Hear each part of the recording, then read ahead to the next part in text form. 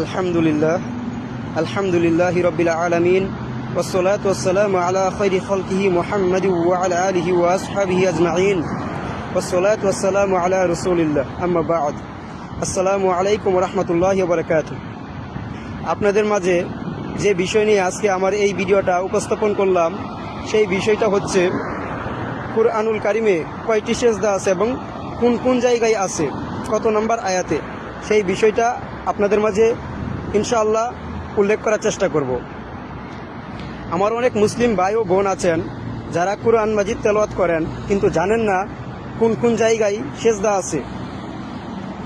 হানাফি মাযহাব অনুযায়ী যখন কেউ কুরআন মাজিদ তেলাওয়াত করেন তার সামনে সেজদার আয়াত আসে তখন তার জন্য সেজদা দেওয়া ওয়াজিব এবং তার তেলাওয়াত যে শুনবে তার জন্য ওয়াজিব। তো এই বিষয়গুলো আমাদেরকে লক্ষ্য করতে হবে এবং যখন কুরআন মাজিদ আমরা তেলাওয়াত করব আমাদেরকে এই জিনিসগুলা লক্ষ্য করে তারপর তেলাওয়াত করতে হবে। তো চলুন জেনে নেওয়া যাক কোন কোন জায়গায় সেজদার আয়াত আছে। 9 পারা সূরা আরাফ 206 নম্বর আয়াতে রয়েছে প্রথম সেজদা। 13 পারা সূরা রুয়াদ 15 নম্বর আয়াতে রয়েছে দ্বিতীয় সেজদা। 14 পারা সূরা নাহল 50 নম্বর আয়াতে রয়েছে তৃতীয় সেজদা। 15 পারা সূরা বানী ইসরাইল 109 নম্বর আয়াতে রয়েছে চতুর্থ সেজদা।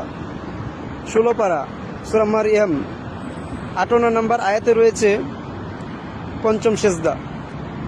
17 পারা সূরা হজ 18 নম্বর আয়াতে রয়েছে ষষ্ঠ সেজদা। 19 পারায় কিন্তু 2 সেজদা। তো 19 নং পারা সূরা ফুরকান 60 নম্বর আয়াতে রয়েছে সপ্তম সেজদা এবং 19 নং পারায় সূরা নামল 26 নম্বর আয়াতে রয়েছে অষ্টম সেজদা।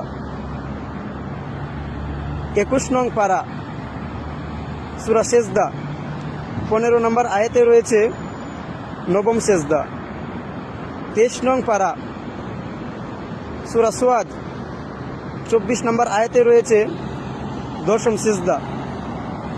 24 নং পারা সূরা হামিম 38 নম্বর আয়াতে রয়েছে 11তম সেজদা। 27 নং পারা